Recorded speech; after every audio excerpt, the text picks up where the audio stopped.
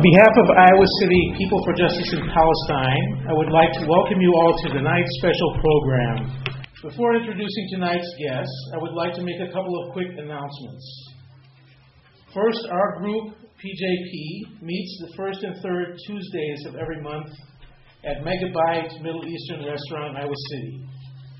Also, we have free literature on the tables in back, as well as a sheet if you'd like to sign up for our listserv. Second, on your chairs, you will find information about the upcoming conference, U.S. Policy in Palestine, Israel, Engaging Faith Communities in Pursuit of a Just Peace, which is to be held at Our Lady of the Sacred Heart Church, Ankeny, Iowa, on Friday, October 14th and Saturday, October 15th. Keynote speakers include Phyllis Bennis. The event is sponsored by the American Friends Service Committee. You can see their website for further information or talk to us. Joe Sacco, an acclaimed journalist, activist, and a graphic novelist, is coming to Iowa City. He will be appearing at Shamba Auditorium on Friday, October 7th at 7:30 p.m. as part of the University of Iowa Lecture Series. Joe Sacco has written 2 books, Palestine and Footnotes in Gaza, which highlight the occupation and reveal dark chapters in history of which few Americans are aware. Finally, some housekeeping details. Question cards and pens have been provided for those who would like to ask questions of our panelists at the end of tonight's event. Needless to say, this is an emotional and controversial topic. We ask that people do their best to be civil, quiet, and courteous throughout, but we also frankly warn that any disruption of public events in the library is a violation of city ordinances and can become a police matter.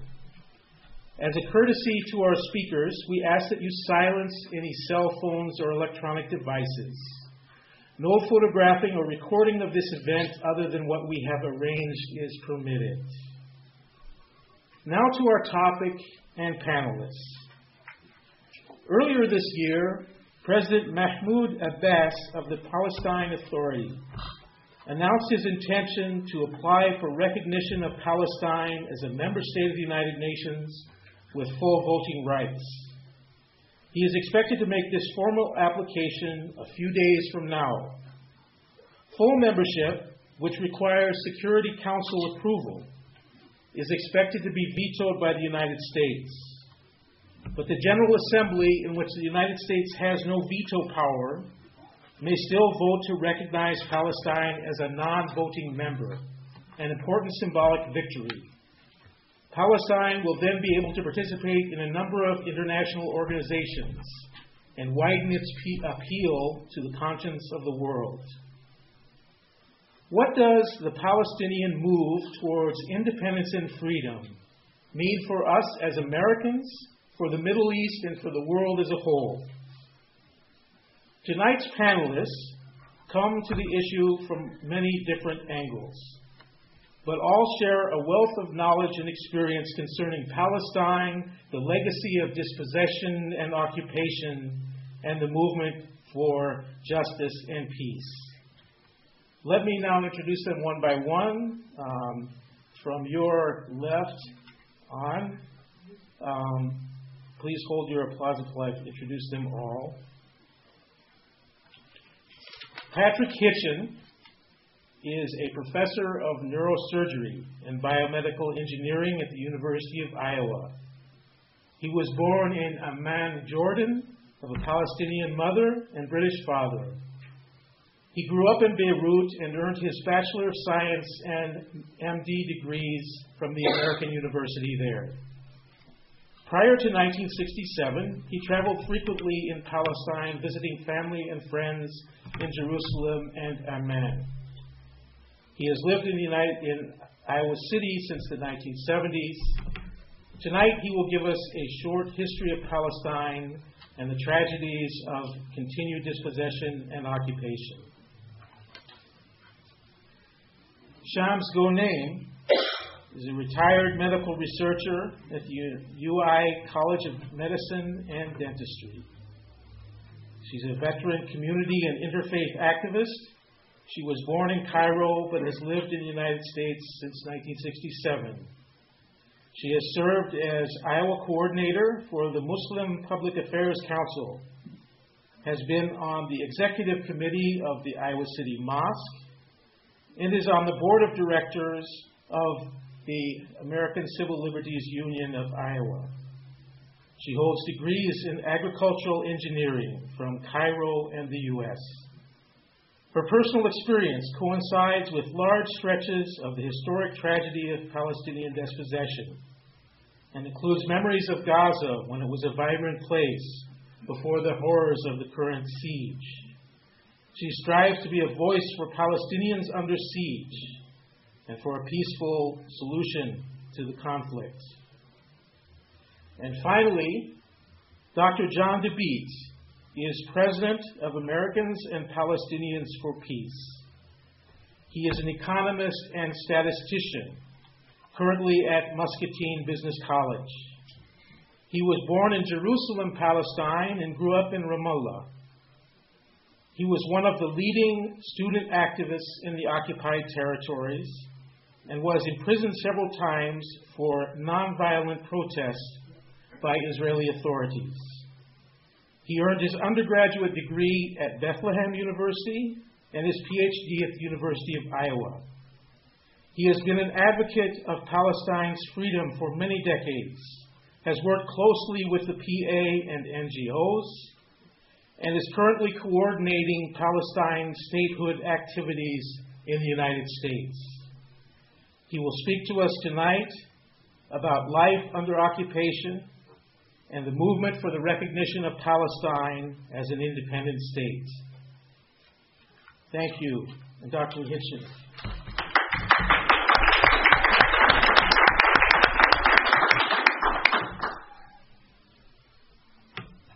I want to thank you all for coming. I want to thank in particular Julia and Jason for putting this together.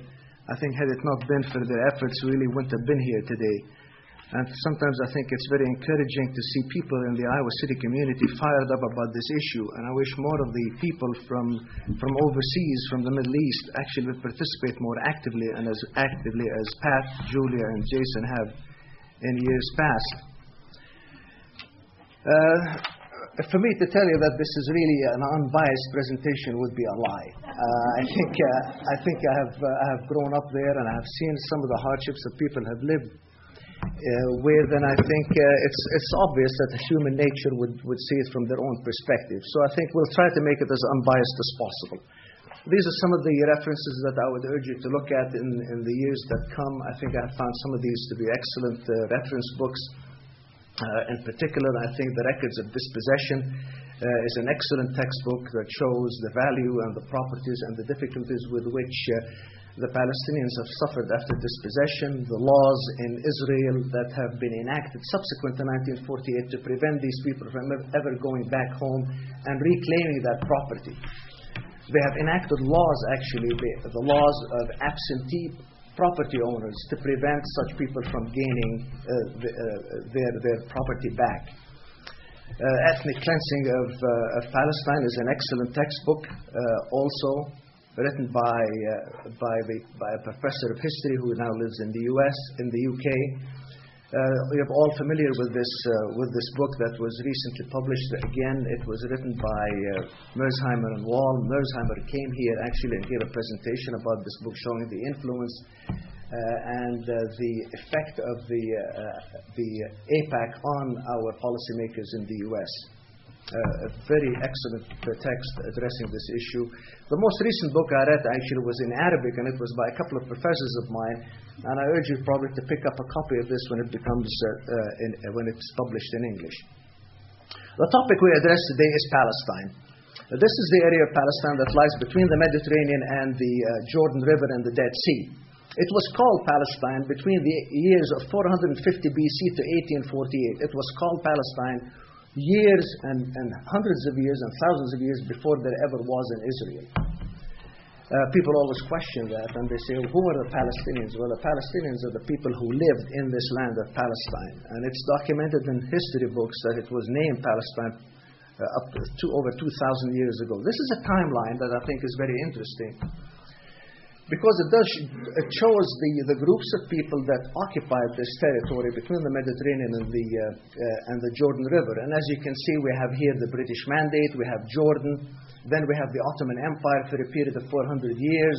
We see the followers of the Prophet, the caliphs that followed Muhammad, and then we see the Umayyads, the Abbasids, we see the Ottomans, and then before that we see a small period of time for the Crusaders. Before then we had the Babylonians, the Assyrians. So a lot of people have occupied this territory. It is not a single people or a single group of tribes, as sometimes is conveyed upon us. Historically, we know the Prophet Muhammad started the Islamic expansion in the 7th century, and this went on for the majority of the 1500 years thereafter.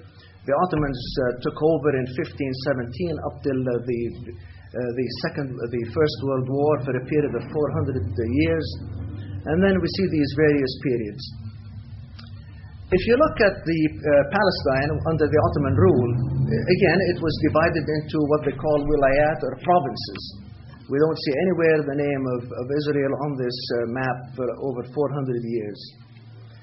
If you look at the occupation of this territory, you see that it's actually divided equitably. Again, this is taken from this resource, and I think it's duplicated in several historical texts, that the Ottomans occupied it for a period of 400 years, the Arabs roughly the same period of time, the Romans for 700 years, the Jewish people for 400 years, and the Egyptians for about 600. So I think this is not a single group of period that occupied that land for 2,000 years. It is not. A lot of people have lived there, and this is my family actually. This is my mother, and I think this is my uncle, my grandmother. And it just goes to show that people from all walks of life, some of you here probably have relatives who have lived in Palestine, and they can trace their ancestry back.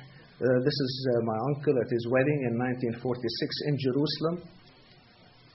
If you look at the historical texts and records of the various convents in Jerusalem and Palestine, you will find that many of these families, including my own, go back to the 17th century. So, I mean, Arabs lived there and had a history and a culture and a heritage for many years, for hundreds of years before then. There was a move towards the creation of a state of Israel, and this movement started around the end of the 19th century. It was initiated by a visionary called Theodor Herzl. Theodor Herzl had witnessed the persecution of Jews in Europe. He had seen that they had suffered discrimination. And he was a journalist, and he had actually covered a court-martial of a French soldier who had been accused of treason in France. And he decided, I need to do something. So he started this movement of Zionism and was able to initiate actually several congresses for the creation of the Zionist movement and an intention of developing a homeland for the Jews. He was a very prolific and very influential individual. He traveled to Constantinople. He met with the Sultan of the Turkish Empire. He met with the Kaiser Wilhelm of Germany, trying to persuade them how important it is to create a homeland. And he was the author of books. Initially, they were able to get some concessions from the British, who were influential in the Middle East, and they were promised that maybe he would try to negotiate maybe Cyprus and the Sinai Peninsula as a possible homeland for the Jews. Then they negotiated and agreed maybe on Uganda. Later it became apparent that maybe other options were available, including Argentina and Palestine. Finally, the Uganda option remained with the Zionist movement for about 6 years. It was finally abandoned at the 6th Congress. So it goes to show that actually several options were discussed, and it wasn't Palestine alone as we know it. This is what Palestine looked like at the end of the 19th century. You can see all of these were Arab villages. The number of Jewish colonies were actually, you can count them on one hand. The slogan that was instigated and promoted was that Palestine was a land without a people, and we had a people without a land, and this is where we wanted to go. And people, accepted this, and they got fired up about it. If you look at the population, the Arabs were had a majority of about 10 to 1 at the beginning of the 20th century, and with all the mass immigration and the facilitation by the British and the Western powers, that ratio went up to 3 to 1. But it was never a majority of Jews, even including 1948 when the State of Israel was created. The British and the French decided they were going to divide the Middle East into French and British territories, and this played well with the Zionists, because they were able, through their influences, to approach the British government. And at that time, in 1917, they were able to get a concession from Arthur James Balfour, who was at the time the Prime Minister. And they were able to get a concession from him that if the British were able to win and beat the Ottomans and the Germans, they would create a homeland for the Jews, as long as none of the indigenous populations suffered any persecution. It's very ironic that this was included in this Balfour Declaration, and yet the Arabs have suffered immensely in spite of this declaration of the Balfour statement. And when the Allies won, the British were assigned a mandate of Palestine with the idea of preparing the land for the takeover by the Jews and the Zionists. Again, it was intended to protect the interest of the Arab minority. And this was part of the mandate of the League of Nations. Now, the League of Nations had preceded the United Nations and had been created by Woodrow Wilson, the President of the United States, who actually received the Nobel Prize for the League of Nations. Now, there were many ways of trying to decide how we're going to divide this Palestine, because the Balfour Declaration, the mandate, the League of Nations all decided, yes, we needed to create a homeland for the Jews, but at the same time we have to protect the interests of the Arabs. So this is one of the options. This is the Peel Commission came up with this particular plan, but there were many others. How are we going to divide this? Finally, they decided, based on Resolution 181 that was presented to the General Assembly of the United Nations. Again, the creation of the State of Israel did not go through the Security Council. It went through the General Assembly. And I think we should follow suit and do the same thing as the Israelis did by approaching the General Assembly rather than the Security Council. But they were able, through the Security Council Resolution 181, they were able to get the land of Palestine divided into two sectors, into an Arab and into a Jewish sector. And this is the way they divided it. There were 6 sectors. 3 were going to be Arab. Then the Arab sectors are in red, and the green sectors would be the Israelis. They would all be connected by small bridges. And as you would expect, just much like in 1947 as it is today, these votes were cast based on party lines. The US, Russia, France, and the Western countries voted in favor of. The Arab countries around Palestine voted against. And surprisingly, the United Kingdom recognized how unfair this partition of Palestine was, that they abstained from a vote. I mean, they had been mandated control of the West Bank for over 50 years with the idea of preparing the land, but finally, towards the end, they realized how unfair it was to the Arabs. They decided we're abstaining. It's interesting to know that this vote was cast with a lot of manipulation behind the scenes. This was not a clear-cut vote. It took 3 tries to get the General Assembly to approve Resolution 181. And if you look at this, many countries were actually intimidated. Greece was threatened with loss of foreign aid. Harvey Firestone of Firestone rubber tires threatened Liberia with a rubber embargo. Dean Rusk who was the head of the State Department, said, "The pressure and arm twisting applied by American and Jewish representatives in capital after capital to get that affirmative vote is hard to describe." Paraguay, the Philippines, Haiti, and other countries reversed their positions. So when these resolutions get approved through the United Nations, don't think they're honest votes. There is a lot of behind-the-scene arm twisting, intimidation, bribery that takes place to get these things approved. And I don't think the times have changed much. Now, even John Glubb, who was an officer in the British Army, recognized how unfair this division was. And he said that 60% of the area of Palestine, including the fertile coastal plain, was given to 1/3 of the inhabitants. And here's a man who had dedicated his life and continued to serve in the Jordanian army years later. In 1948, the State of Israel was declared on May 14th, and the Arabs decided this was against what's in our best interest, and they waged war against the Israelis. And I think this is totally understandable. Here is a group of people whose land is being divided by some authorities or organizations thousands of miles away without adequate representation on their part. The State of Israel was never a negotiated settlement between Arabs and Israelis. It was approved and divided by the United Nations thousands of miles away from the land of Palestine. This is what we started out, as we showed at the beginning, with the land of Palestine, with a few Jewish settlements. This is what the United Nations divided into the 6 sectors. In 1949, after the armistice, and the war was settled, and this is what we have today. So we have gone from this to this to this to this. And still, we are expected to negotiate directly with the Israelis to see how can we regain more territory. If you look at the amount of displacement as a result of the creation of Israel, it's about 700 to 800,000 Palestinians were forcefully expelled from the State of Israel. These people did not leave of their own accord. These people were forcefully expelled and their homes demolished. If you look at the book by Ian Pappy, in which he says, the Israelis made a concerted effort to forcefully expel and terrorize into leaving their homes in numbers of 800,000.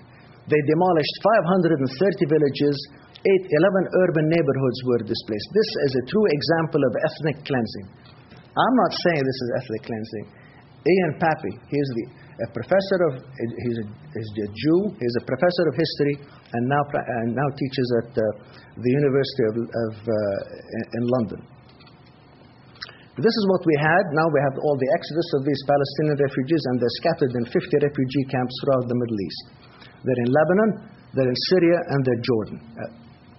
And some of them are in Gaza. The United Nations enacted Resolution 194 and declared that according to Resolution 194, the refugees have every right to return, and if not, they're duly to receive compensation. Nothing has been done in that regard. Israel has refused to accept a single Palestinian refugee back to their homeland or providing compensation. The U.S. has done nothing to, in fact, enforce this. Similar resolutions 242 and 338 after the 1967 war again stated unequivocally that it is inadmissible to acquire more territory by military means.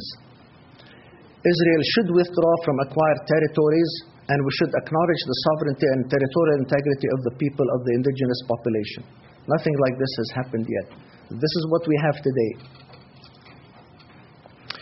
The PLO was granted observer status in the United Nations in 1974. This is my uncle with Yasser Arafat. So, since 1948, since the creation of the State of Israel, we have gained not a single inch of Palestine. In fact, we have continued to lose more territory through annexation, settlements, the wall, and likewise. Israel has done nothing in an attempt to provide compensation or repatriation of the Palestinian refugees. Even since then, we've had the bombardment of Lebanon in 2006 with 1,200 dead. This is what South Beirut looked like in 2006. This is what Gaza looked like, some of the casualties in 2008, in December 2008. And again, Israel was found responsible to have used inappropriate force against Hamas and the people of Gaza. But they rejected the charge and said that the policy was biased and unfair.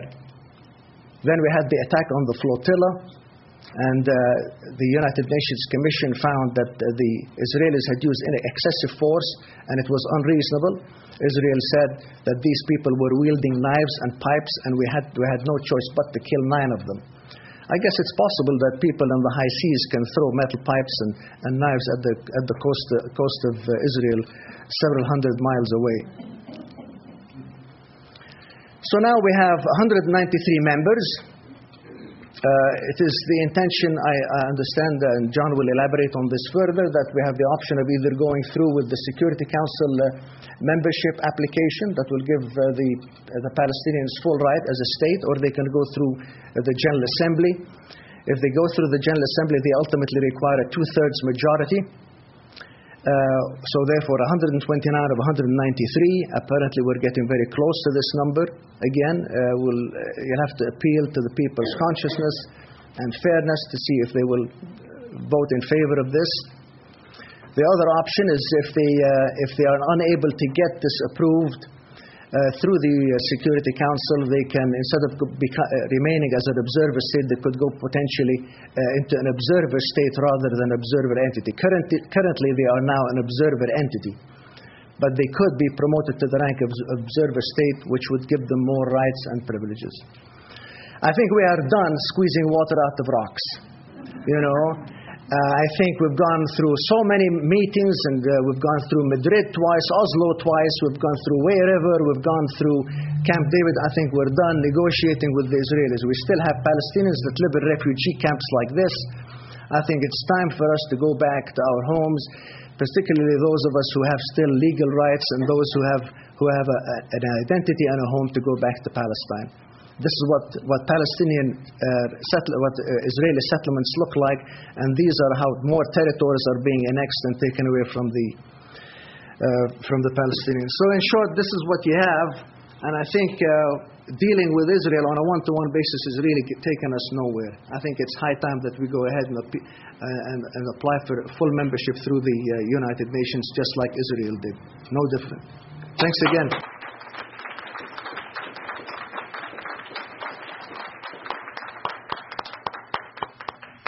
Mrs. Gurney.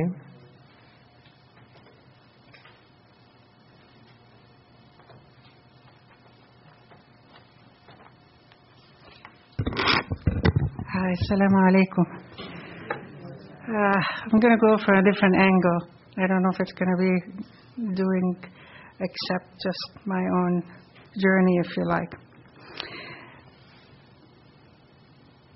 Jean-Jacques Rousseau, the French philosopher and writer whose novels inspired the leaders of the French Revolution in 1712, wrote, "Man is born free, yet he is everywhere in chains." Then our own president, Thomas Jefferson, who is the author of the Declaration of Independence, also wrote, "Under the law of nature, all men are born free. Everyone comes into the world with a right to self-determination and using his own free will. This is what is called personal liberty, and it is given to him by the Almighty Creator." I was asked to talk a little bit about our interfaith dialogue, and does it work, does it not work, why it does, and how could it work. So I'm going to be saying a couple of things from both the Holy Quran as well as from the Bible to remind us, both Christians, Jews, and Muslims, of what really our scriptures are saying to us and how can we live it.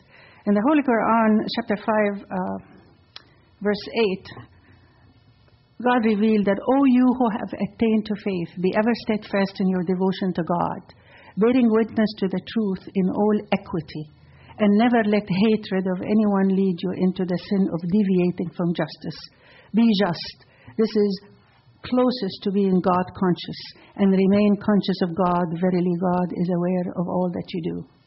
In Isaiah chapter 10, verse 1 to 4, woe to those who make unjust laws, to those who issue oppressive decrees, to deprive the poor of their rights and withhold justice from the oppressed of my people, making widows their prey and robbing the fatherless.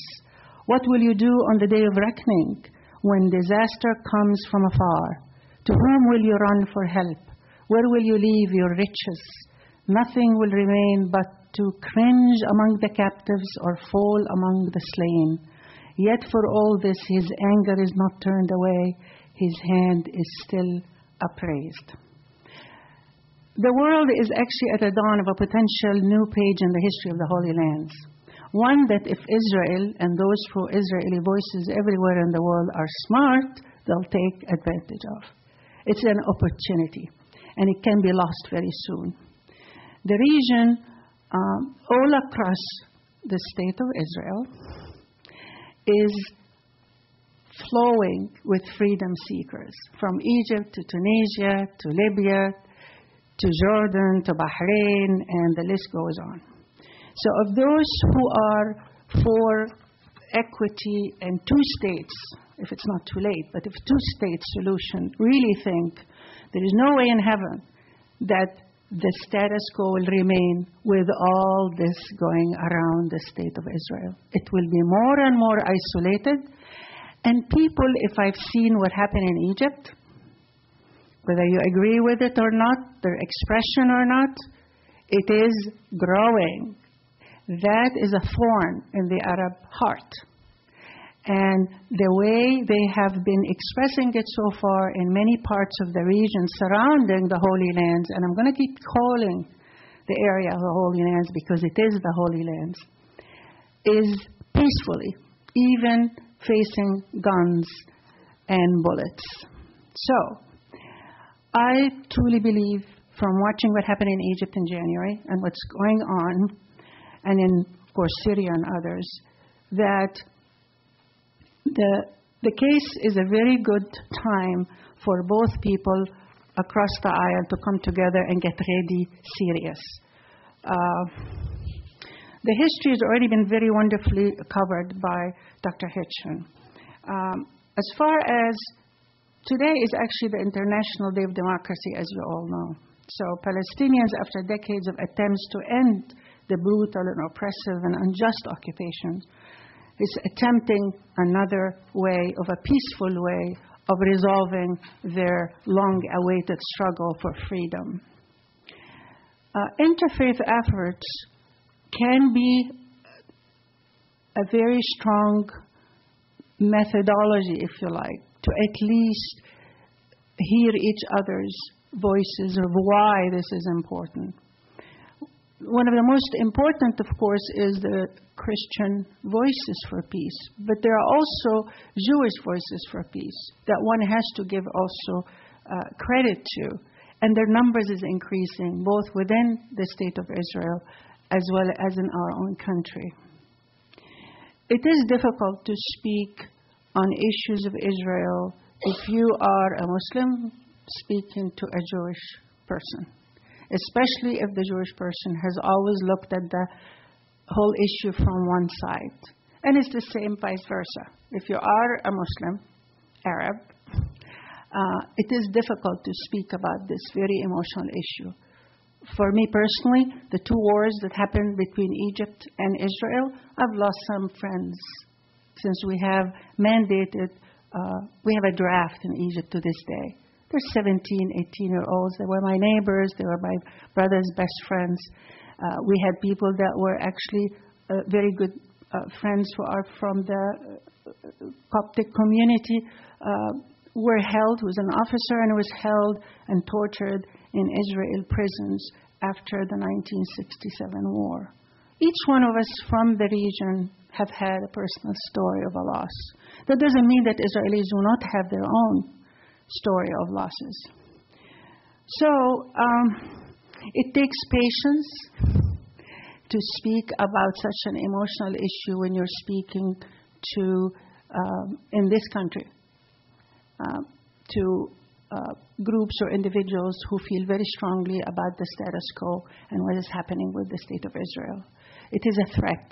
But once you build respect and trust, I believe it is possible. It's slow, but it can happen. And actually, it may very well be one way for us in this country to reach some sort of behind-the-scene voice to strengthen that entire hope-for solution for that impasse between Israelis and Palestinians. And finally, I'm going to just end with what many years ago Mohandas Gandhi said. A small body of determined spirits, fired by an unquenchable faith in their mission, can alter the course of history. So can the Palestinian people and their supporters here in the U.S. and globally. Wassalamu alaikum.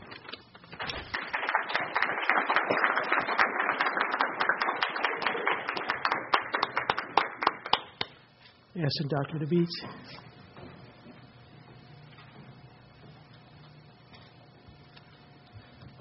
Well, good evening, everybody. And first of all, I would like to thank Julia and Jason and the People for Justice in Palestine for putting together this great event. So, from Ramallah, from Palestine to Iowa, I congratulate you, all of you, as a matter of fact. And I would like to start with a very simple message from the National Campaign for Palestine State number 194. And this message is very personal from me to you.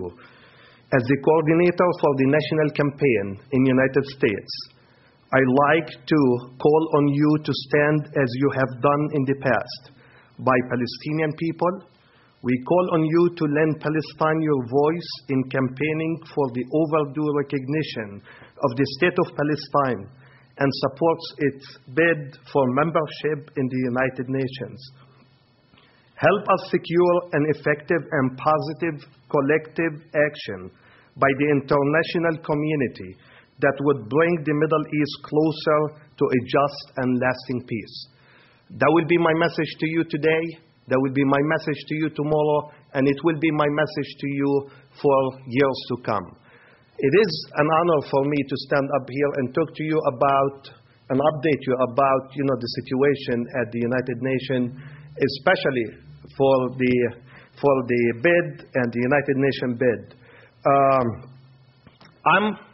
Every day I spend my hours from 12 midnight till almost 6 o'clock in the morning on the phone and or emails with the Palestinian government back in Palestine and talking also to PLO officials and the national director of what we call the National Campaign for Palestine State number 194. I spoke to them before I came here, and I will tell you one thing. We are going all the way. We are going next week. We will have a big demonstrations in New York. I will be there. We'll raise the Palestinian flag. We will call for independent Palestinian state as Palestine State number 194 in the United Nations. Whether the Israelis like that or not, whether President Obama like that or not, we are going all the way. And that's our message to everyone.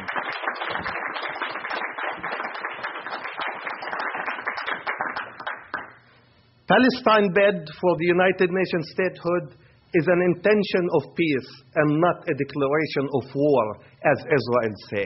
And that's very important. We need everyone to know that we are standing for justice. We are standing for self-determination. We are standing to live side by side, but in dignity. And that's very important, in dignity and freedom. And that is a very important thing. Remember that going to United Nations for recognition is a Palestinian right that cannot be negotiated. No matter what they want to say, we will be going next week. And I will assure you that President Mahmoud Abbas, after he delivers his speech next week on Friday the 23rd, he will be he will be asking the United Nations to make a move, to make a decision on the Palestinian state to join the United Nations as the Palestinian state 194. Now what happened? I spent 2 months in Ramallah. As a matter of fact, just came back 3 weeks ago. And during my 3 months there, I went there on 2 missions. One, signing a sister city agreement between Muscatine and Ramallah. And thank God, we did it. But guess what? The Jewish community are angry at us, as if Palestine doesn't deserve to have an American sister city, or Ramallah doesn't have the right to do that. When Israel decided to have 42 sister cities in the United States, guess what? We didn't open our mouth.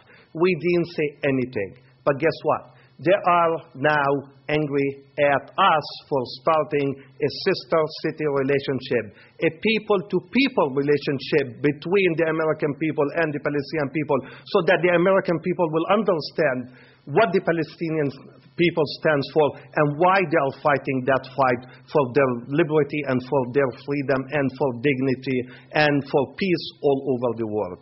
And that is very important. Thank God we achieved this. The second mission was, of course, to have meetings with Palestinian leadership.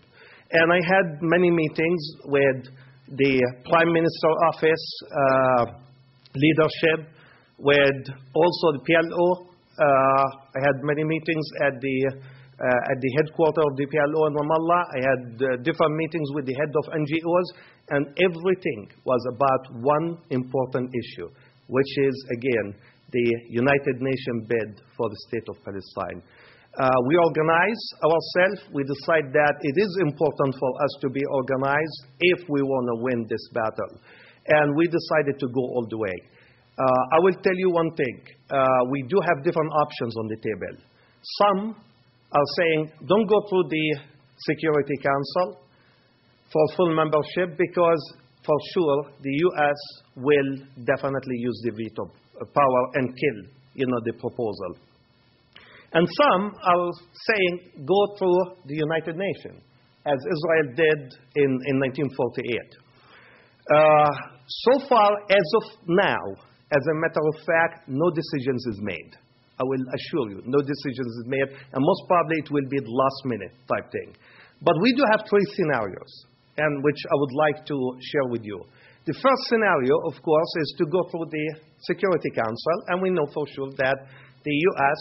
will veto that. I mean, we hear that all the time from the news. It is really, I feel bad hearing President Obama anymore, to be honest with you. I worked for his campaign. I keep telling them, I'm not going to do that anymore, because I elected him, I worked for him, I donated my time for a change, and I didn't see the change. I didn't really see the change. So this is one thing. They're saying if you go there, we'll veto that. Okay, well, that's an option. The second option, of course, will be going to United Nations, to General Assembly, and asking for the recognition of State of Palestine as also a full member. In order to do this, we have to meet 2 conditions. One is 2/3 of the membership, 2/3 of the 193, which is 129 countries, has to vote yes for that. And the second condition that we have to meet will be that under something called United for Peace, which is part of the Charter of United Nations, says that if a country decided to go that route, they have to prove that if they don't accept them as a full member, not accepting them will danger the world peace. There are a lot of experts, legal experts are working on that. Also, if we decided to go last minute that route, everything will be ready also for us. And of course, the third option, which is the least favorite one for me as a person, but it still will be much better than staying as an observer, will be to go for a non-member state. The only country that is a non-member state right now is Vatican. So we'll share that with the Vatican. It used to be around like a list of 20 countries. And all of them got out of that into like a full membership now. And if we decided to go that route, there will be us and Vatican only have that. Now, the good thing about that is that once you are moving from observer to what we call a non-member state, with that you get a lot of advantages. Let's face it. If Palestinians wants to take an issue to Security Council or General Assembly, guess what? We have to take it through a different country. Let's say we have to go to an Arab country or whatever country and say, okay, please take that on our behalf. If we become a non-member state, we don't need to do that. We can go straight to the issue. Not just that, this will give us also the advantage of also serving on many organizations that are part of the United Nations too. Whether it's the UNESCO seat, for example, if we decided to run for UNESCO seat in the future or whatsoever. So we can do that too. So it has a lot of advantages. And of course, the biggest advantage, if we decided to go that route, is very simple. All what we need is 50% plus one majority. That's all. We don't even need the two-thirds of whoever is at the United Nations at that point. So, for example, if we call for a vote and we had only 60 countries represented there, we only need 31 to vote yes for that, and we become a non-member state. So it's very simple to start with. To be honest with you, I wish I can give you an answer. I cannot really say which option we will be. We're still having this discussion day and night, and I'm sure at some point later on in the near future, we have to decide again. We are getting ready. We are working on too many events, and I will encourage each one of you in each community, especially next Friday, as we will lead the big demonstrations and rally in New York in front of the United Nations to support President Abbas while he is speaking in front of the General Assembly, and while he is asking countries all over to accept Palestine as the 194th country to join the United Nations.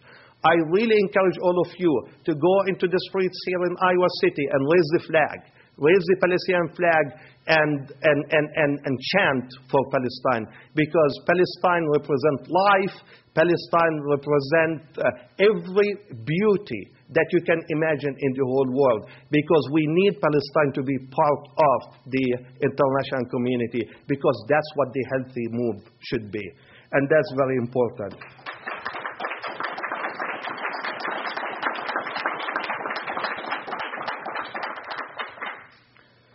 After 20 years of, international gathering and, from Oslo and signing the Oslo agreement and all the way and negotiation, and sometimes we get angry, they get angry, we don't talk to each other. Then the U.S. come back, try to save us, and then get us back and talk.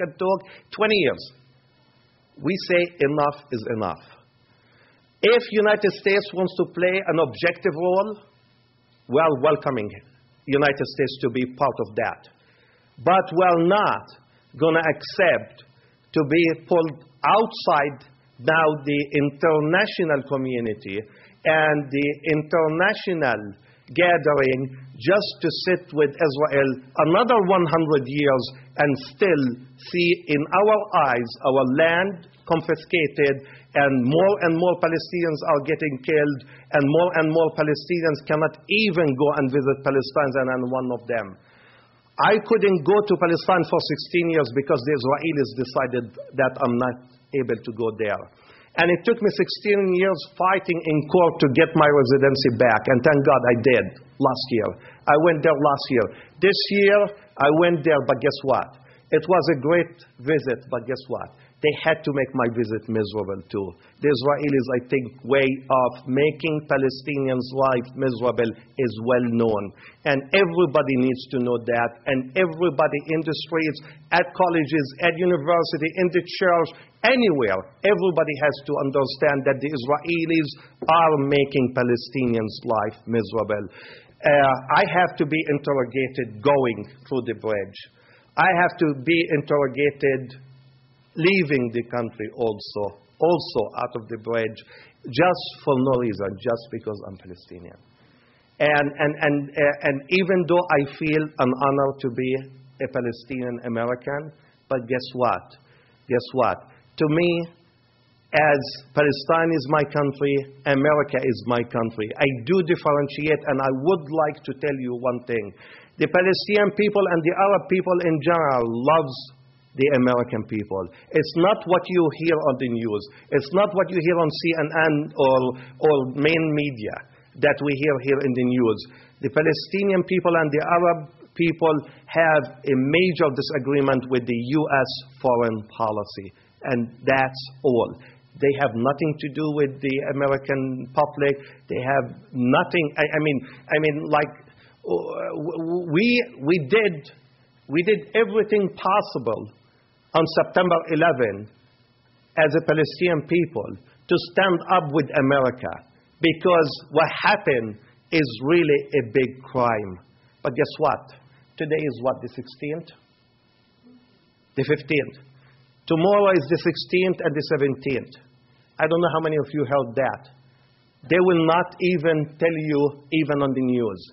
The Palestinians will be mourning tomorrow and after tomorrow because thousands of Palestinians got killed on the hand of the butcher Sharon in 1982 in Sabra and Shatila in Lebanon. No one will tell you that. No news will tell you that. They will hide all this on you. We want you to celebrate your life, and we want everyone to celebrate freedom, because each human being deserves the freedom. And it's not up to no one to say, yes, you can have your self-determination, or no, you cannot have your self-determination. I would say the current Israeli government very basically continue to prove that they are unable and unwilling to make peace with the Palestinians. Because every day, we see them doing something. We see them confiscating lands. We are seeing them building more and more illegal settlements.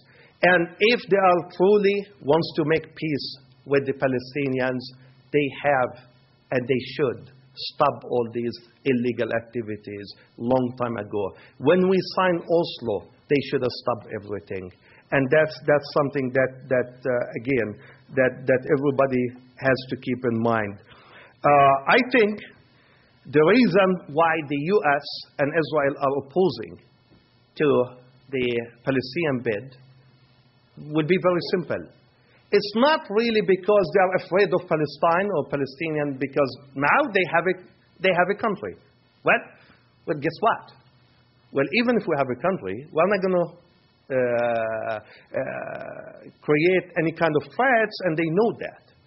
The opposition by the United States and by Israel will be very simple. We have reasons. We look at and we see and we can read politics. The opposition is very simple. Guess what? What the United States have been doing for 20 years and trying to solve that outside the United Nations and outside the everything. For what? Because they know that every single United Nations resolution and Security Council resolution condemn what Israel did. They know that every resolution is stand with the oppressed, the Palestinian people, and against the oppressor and the aggressor, which is the state of Israel.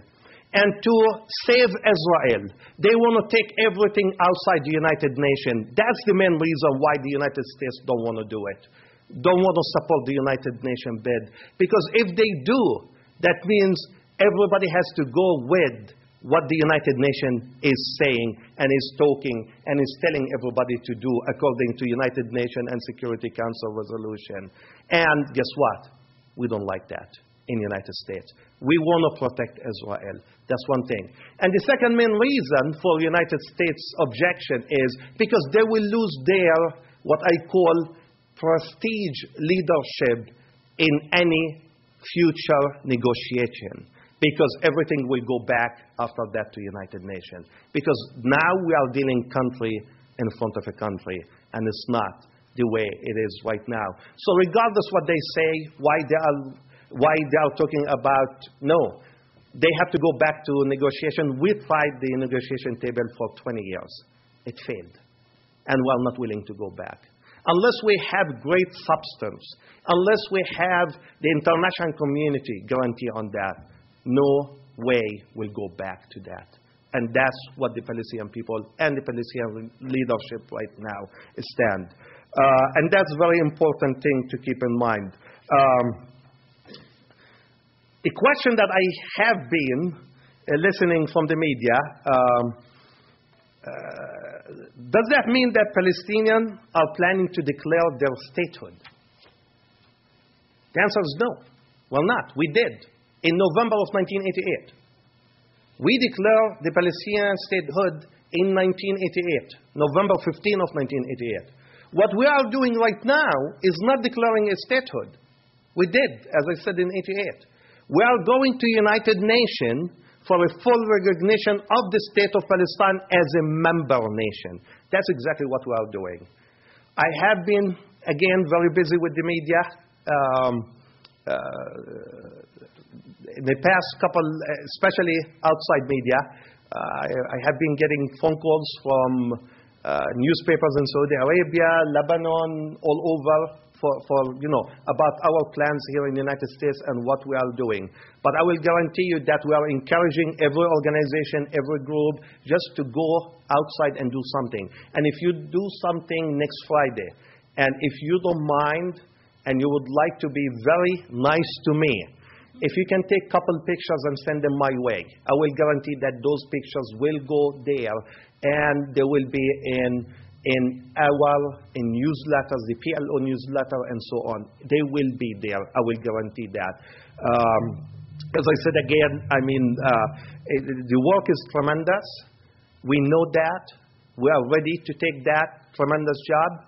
And we are hoping and asking God that by next week, things will start. And I will tell you, and I want to be honest with you, when people ask me, is that means on the 23rd, we're going to celebrate, we're going to have a recognition. I tell people the 23rd is the start of the recognition.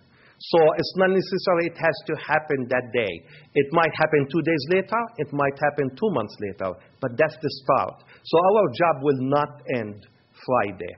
But I will tell you, as I'm leading demonstrations in New York in front of the United Nations next week, I will be thinking of Iowa City. And I will definitely love to hear from you. And if you are ready to do anything and you need any kind of help, please communicate with me, and I will do that. A couple things I would like to say. I left my business cards there on the tables. If you need to communicate with me, please. You have my email, my website, our website, and all that. And I don't know if I can do that or not, but I would like to maybe share, if it's possible. What I would like to do is I will put our website as an organization here. It's www.mpal.net. You can get some of my visits with Palestinian officials and PLO officials and government officials. You can read about stories about all these meetings, WAFA reports on my visits, other visits. So you get all this. This is one of my meetings at State Department, Palestinian State Department, or Foreign Ministry, as a matter of fact, the correct term. When we started to communicate about this is again the State Department. I keep saying State Department, the Foreign Ministry. So more and more news that you can read about my trip and what I did there, and also you can read a lot about the issue as it stands right now. So as I said, feel free to get the business card, and if you have any question for me, please do call me and or email me. Thanks a lot, and thanks a lot for inviting me.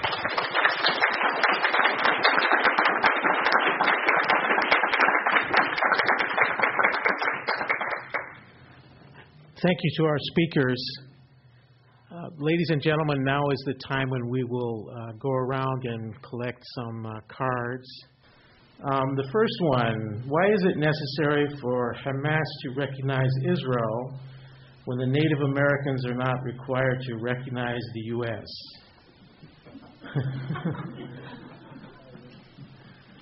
Anyone take a shot at that, John? Well, I'll try. Everybody knows about me. I mean, when you talk to them, I mean, they know that, since I became very active in the political life, I always stood with the PLO, the Palestinian Liberation Organization. I always took their line.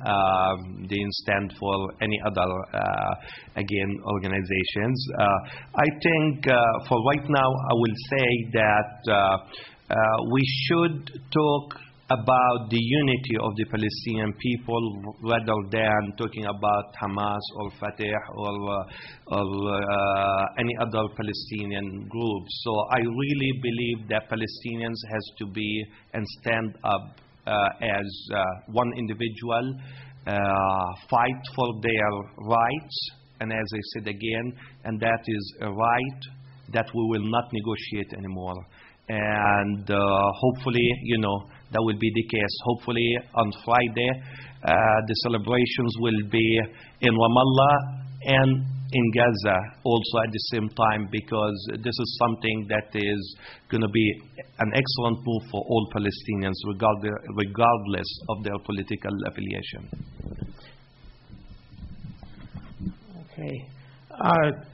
Next question to Dr. DeBeat. Can you address the financial consequence of going to the UN? Well, my understanding that the United States will stop paying us the pennies that they are paying us right now. So hopefully the rest of the world will cover that, and we will not really suffer. Let me just explain something. One time, based on my field, I'm a statistician and economist at the same time. So, I deal with numbers all the time.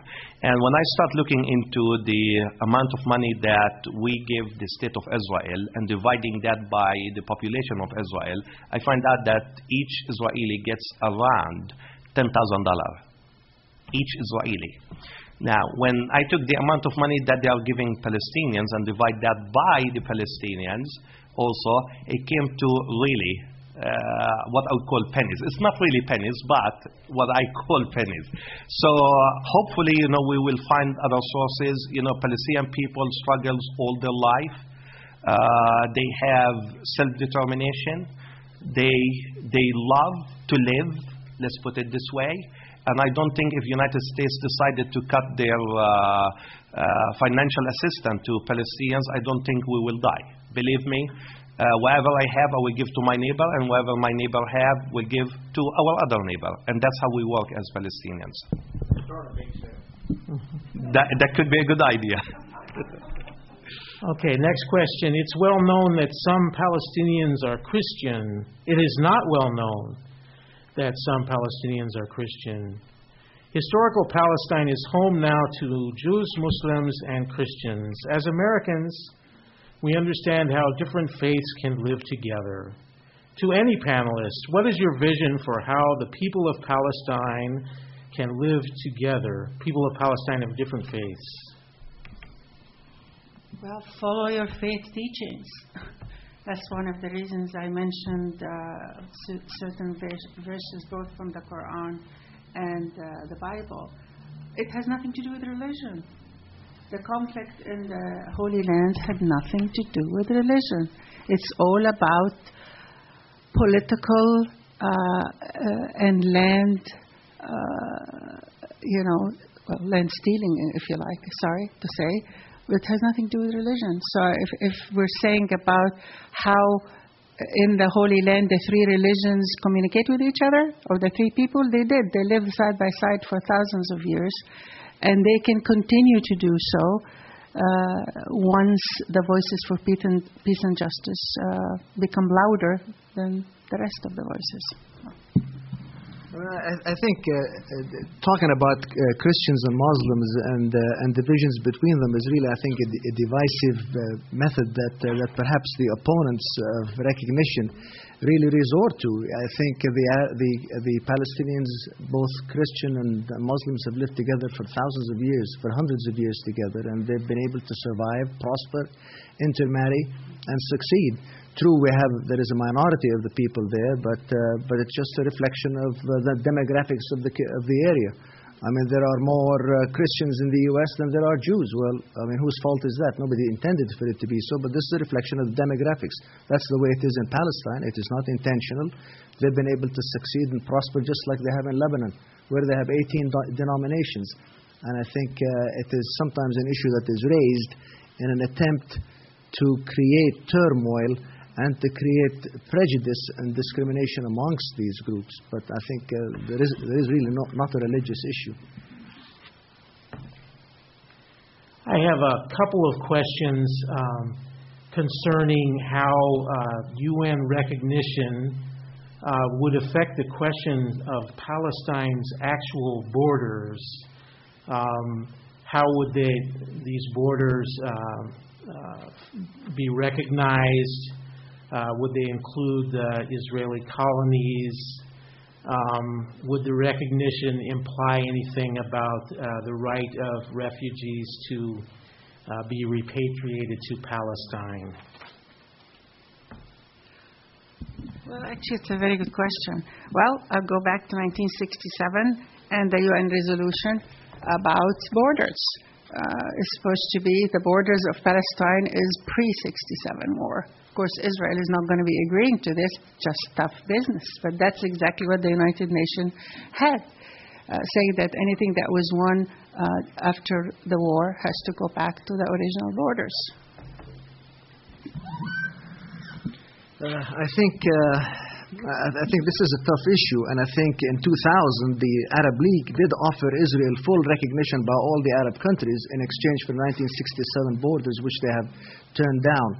I think the United Nations mediator did suggest that the city of Jerusalem should be given a special status so that it would be equally accessible to all three religions, and that was turned down by the Israelis, and they wanted full control of the holy sites.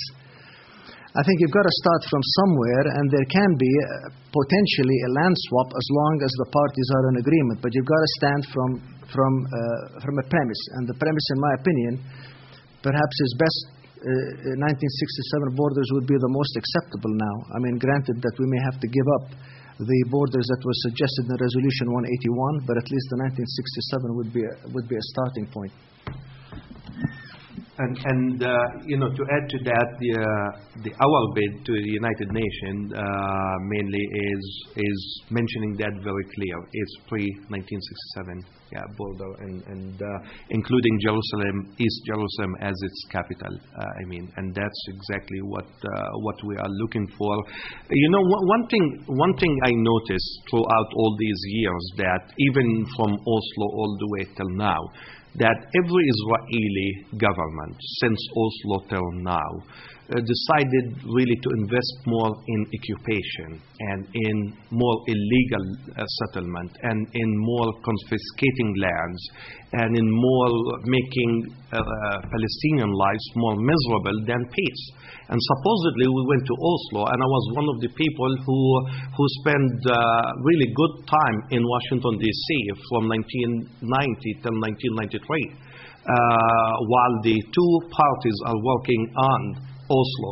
And I was for Oslo till 1996, and I'm proud to say that from 1996 till now, I decided to stand against Oslo, because I started to see again that all Israeli governments, or what they are doing mainly, is standing more for occupation, for injustice, and investing in that against, the Palestinian rights of self-determination and becoming a free nation and govern themselves and so on. So I said, I think it is, it's a point to start with, and that's very important. I see that there have been protests in the West Bank against the Palestinian Authority. in Gaza against Hamas, in Israel against the Israeli government, all along the lines of the rebellion in Egypt and other Mideastern countries. Can you talk about how these protests may affect the chances for Palestinian independence or affect the bid for UN membership? Go ahead. No, I was just going to say, say if one takes the Egyptian model, if you like, if there is such thing. I think it's very important for the Palestinian to have a unity government. You know, both sides, both Hamas and the PLO, must come together and be one united front. Because after all, one of the things that predetermines or encourages actually that bid for statehood is having one unity government that can negotiate and get into agreements with other states. And I'm afraid the way it is currently being in place, Gaza under Hamas, West Bank under Mr. Abbas, and the Palestinian Authority, gives an excuse, if you like, to those who are against statehood to say, wait a minute, who are we going to talk with?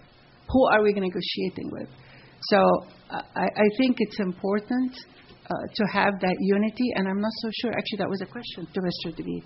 Where are we there? Well, it's okay. I think one thing that we have to remember that Palestinians are practicing their democracy. It's okay. If somebody decided to demonstrate against me, it's fine. Let them do that. I mean, we do it here in the United States. Why it has to be different if it's done, let's say, in Palestine? That's one thing. I mean, I think everybody has the right to demonstrate either for or against. The majority of people, and as I said again, I came from Palestine, I spent two months there, and just came back 3 weeks ago. The majority of Palestinians are behind President Abbas right now when it comes to the United Nations bid. Every single Palestinian faction, their leaders are stating that very clear, that they are behind President Abbas now in going to United Nations to ask for the UN bid. So I don't see a problem if you see Palestinians demonstrating. I mean, that's their right. It's democracy here, and they can do that. As far as the majority are going for this option now. As I said, we are not.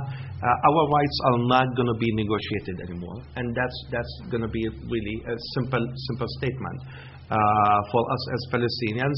I know that Palestinians, and I talk to them every day, and including to my family, as a matter of fact. My family everybody is like preparing all those big Palestinian flags and start to installing them on their cars and so on, because everybody going to go into the streets. I mean, celebrating again the bid, the UN bid to the Palestinian bid to United Nations. And I think if somebody decided to be against that, I think it's fine. It's fine because I mean, that's what a democracy means. How much division among Palestinians in the U.S. is there over this issue? I hear comments opposing statehood in favor of one state from Palestinians. I think it's really very interesting that we can sit here in the U.S. Many of us are Palestinians and Palestinian background. We're very comfortable in our homes and our jobs, and we're trying to render opinions on what's happening in Palestine and what's happening to Palestinians living in refugee camps. I don't think there is any single refugee who's living in a refugee camp in Lebanon, Syria, or Jordan who would like to continue to live as a refugee supported by the United Nations. None of them want to continue to exist in that fashion. I mean, they've been living there since 1948, supported by the United Nations. None of them want to continue to do that.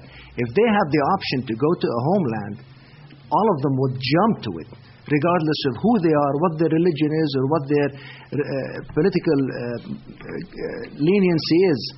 I mean, I think it is ridiculous, and I think we can poll the people in the U.S., but it really doesn't matter. What matters is the people who are living there and living the life in squalor and poverty.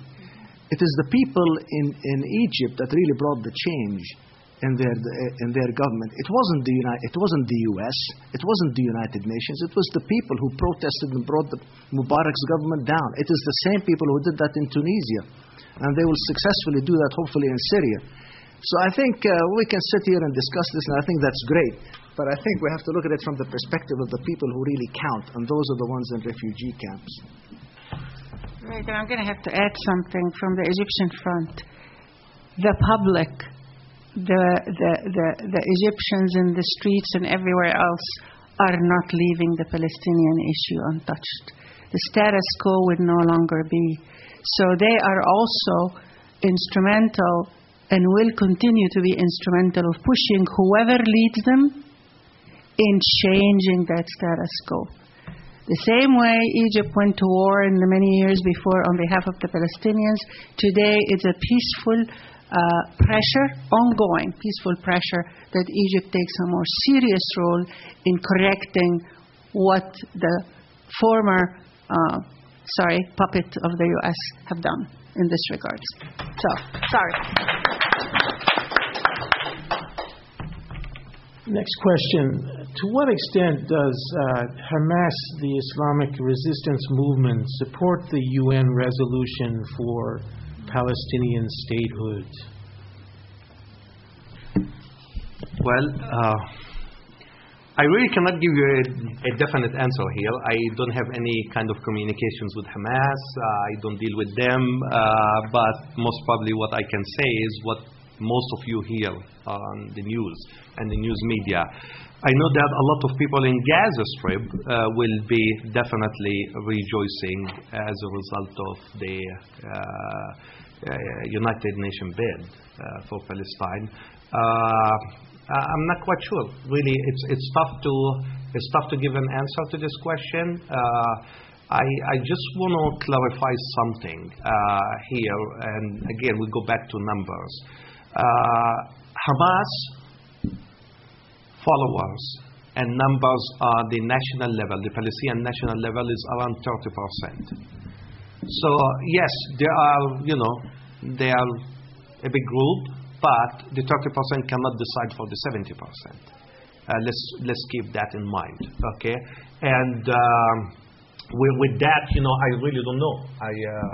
Whoever asked this question, I cannot give you a definite answer. I will definitely give you a definite answer if the question is about the Palestinian government or PLO. I mean, which I associate with all the time. Next questioner asks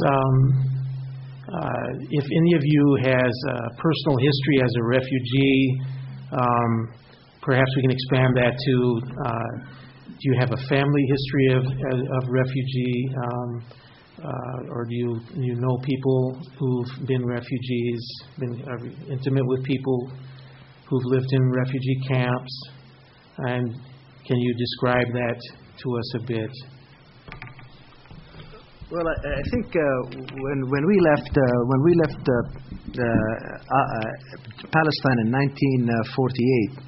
And as a result of this mass exodus, I was born in Amman, Jordan. And when we went to Lebanon, I think there was a lot of Palestinians who had a very hard time making ends meet. I mean, here are people who came to a foreign land who did not have the citizenship or the wherewithal to get their lives back on track. And I think the United Nations helped tremendously in making their lives possible through granting them, providing them with health clinics, schools, providing them with scholarships to go to college and to school. So I think the United Nations was very important, and particularly the United Nations Relief and Works Agency. And actually my son is working now with the United Nations Relief and Works Agency and visits many of these camps. In school we did visit many of these camps also. And you could see they haven't changed much. They are all one-level buildings. They've got narrow alleys. They've got open sewers. And they've become actually no longer tents, but they are actually makeshift makeshift shelters with corrugated metal and mortar and brick. But they have continued to be restricted access. They are living under difficult circumstances because they're not given the privileges of Lebanese, Jordanians, or Syrians. And I think they continue to maintain the identity of Palestinians. So I think it's a tough situation. It is a difficult life that has not changed in 40 years. That's not the point. Here's the microphone. Okay. We're here to have Palestinians speak for themselves. My name is Dr. Khanna. I'm a Hindu. Nothing to do with these two religions, but we are all the same, okay? I was a refugee. They will understand if I use the word, I was a Mahajir, okay? So you know what it is. I did live for a short while in India in a refugee camp, okay? I'm a citizen of this country. I have lived here 46 years. Even though I was accepted in India, but mentally I never thought of that as my country because I could not go back to Peshawar where I was born. It became Pakistan. Okay? My passport still says I was born, so I don't carry my passport anymore because I don't want to be labeled that I was a Pakistani one time because U.S. government says we cannot change that where you were born. So what I'm saying with the Palestinians staying to this day in refugee camps, I can empathize with them. I have a lot of good Jewish friends in this town, okay? I have very good Muslims. I have nothing against. They are not responsible for my fate. I love this country. My wife is from here. But what I really want the Jewish people, they were in diaspora for 2,000 years. How can you let the Palestinians go through the same thing what they did themselves? So that's my personal, I'm saying, because I don't go to India anymore, even though I have a little family, because I was a refugee one time. Thank you. Thank you very much. Yes, it's an experience of many people around the world. And Jason, if you may allow me to just Yes. say something about that. I came from a family that my dad was a refugee at some point. He was forced to leave his house. We still have the deed. We still have the key for his house in Ufa, but we cannot go to that house because now a Jewish family from Poland lives in our house. My dad was forced to leave that house in 1948, and he stayed in tents. As a matter of fact, because the United Nations at that point decided to put all the Palestinian refugees and give them like a tent. That, okay, well, thank God, they are helping us and putting us in tents and calling us refugees. But also, my point here is, let's not forget that even if you live in a city in Palestine, you are also considered, in my eyes, a refugee, because the majority of people who lives in Palestine came from places that Israel took in 1948 by force and forced them to leave their homes in the 1948 area. So even if I live in Ramallah or my family lives in Ramallah, we will never give up our status as a refugees, and we will never give up our right to return. And this is very important. And I will tell you, I will share, if it's okay, a simple story with everybody here. To me, refugees in 1948, the United Nations decided to give each family what we call in Arabic kartil mu'an, which is like a small card that has the name of the individual. And because you are in a war situation, living in a tent, no work, nothing, so here the United Nations will support you by giving you some items that you can use to cook, let's say bread or eat simple things. Okay? We carried this. This year when I went back home, I decided to get cards for my kids now, because I don't want my kids to know that they are not or they didn't come from a family that one day they were refugees. And they were refugees because Israel forced them to leave their own house. So I wish that everyone, whether we live in a camp or in a city, I wish all of us will do that, to keep reminding our kids that we deserve, even in Ramallah, because even when you are in Ramallah, you don't have freedom. I was in Ramallah this summer, as I said again, and many times, the Israelis decided to get into the city in the middle of the night because they want to arrest somebody. And then you start seeing, of course, the Israeli soldiers, and hearing the bullets and all that stuff in the middle of the night because they are coming to arrest someone. So the situation really, it might be a little bit easier to live in the city than the camp, but guess what? We all refugees. As a matter of fact, if you think about it, whether we live in Ramallah or in Lebanon or in Jordan, and that's very important. That's to me, that issue is very important as a person. I think we have to do just one last question, and we'll all be free to talk after the formal program ends and continue the discussion very often in the future. We have a good wrap-up question here. I think that each and every one of you could contribute to answering. What can we here in Iowa do to help as the Palestinians make their bid for statehood and afterwards? You often think it's such a frustrating situation because really, as individuals, we can do so very little to get our words across to the White House. Many years ago, I discussed this with my wife, and I always used to tell her that the only way to a Palestinian state would be through the White House. And I'm not currently convinced that this is really the case anymore. I think we have to, the Palestinians are going to establish a homeland. They're going to do it independent and without the input from the White House. Because if you rely on the White House or the direct negotiations with the Israelis, you're not going to squeeze any more water out of that rock. You're not.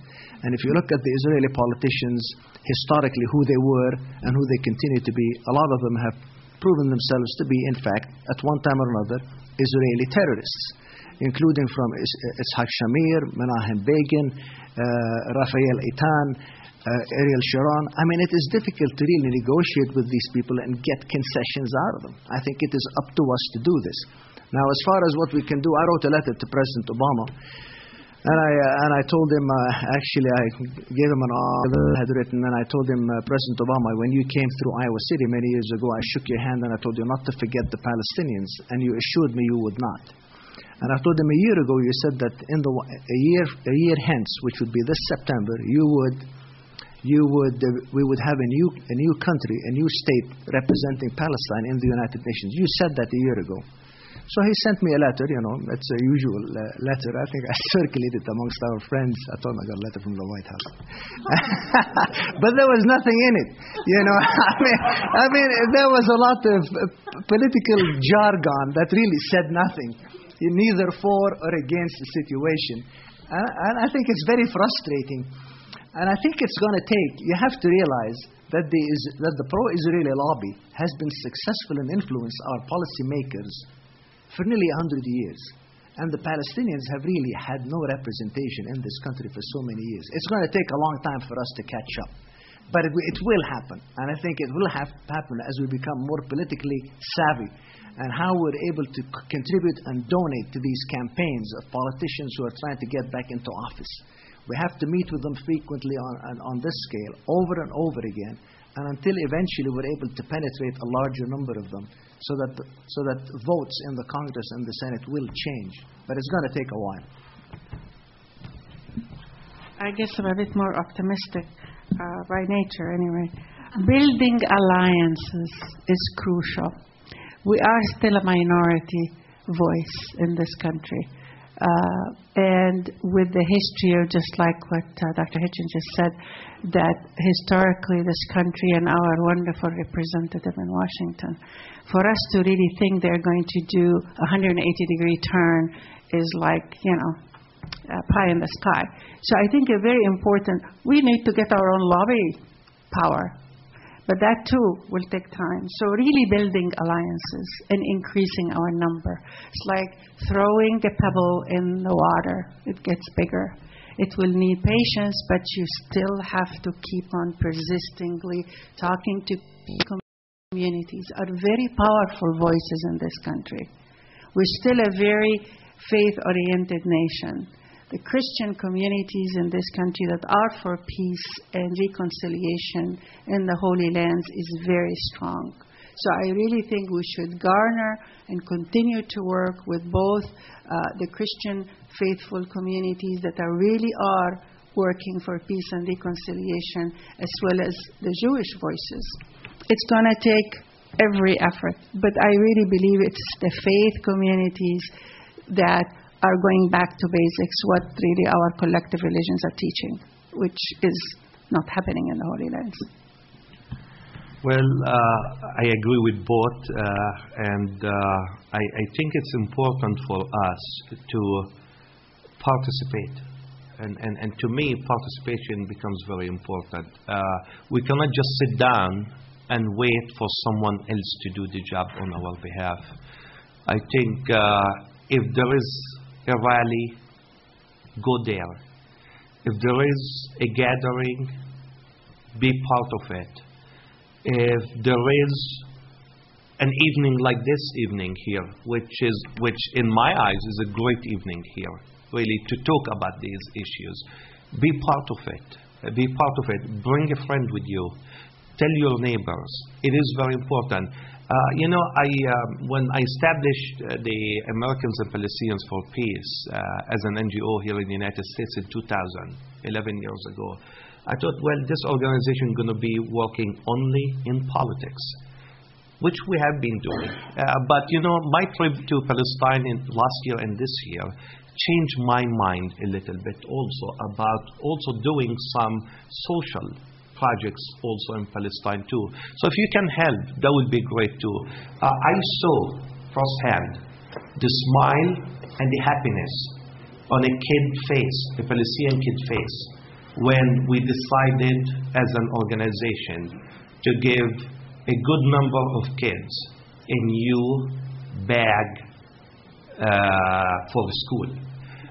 Now, here is a kid that has the first time ever a chance to carry a new bag to school that has everything possible that you can imagine in it. When I saw the happiness on these Palestinian kids who, number one, some of them lost their dad or mom, or maybe their mom or dad in prison, or maybe they lost their home, or. So when I started to see that kind of happiness on their faces, I thought, like, you know what? Yes, it is important to continue to work about politics and in politics in the United States, but let's not forget these people who live there, and they might go through school the whole time without buying a bag because they don't have the money to buy that bag. So if you can do something as a community in our community, and if you need names of organizations that deals with, please let me know. I will